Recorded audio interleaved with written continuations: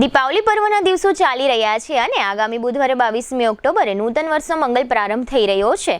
આ સમયે જામનગરના જાણીતા senior orthopedic surgeon doctor Devanshu શુક્લએ જીટીપીએલ જામનગર ન્યૂઝના માધ્યમથી સર્વે દર્શકોને દીપાવલી પર્વ તથા નૂતન વર્ષ નિમિત્તે શુભેચ્છાઓ પાઠવી છે।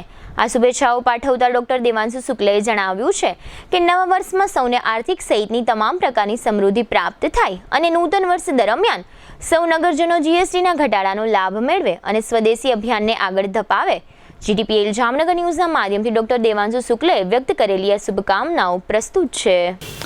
ધનતેરસ અને દિવાળી પર્વની આપ સૌને હાર્દિક શુભકામના।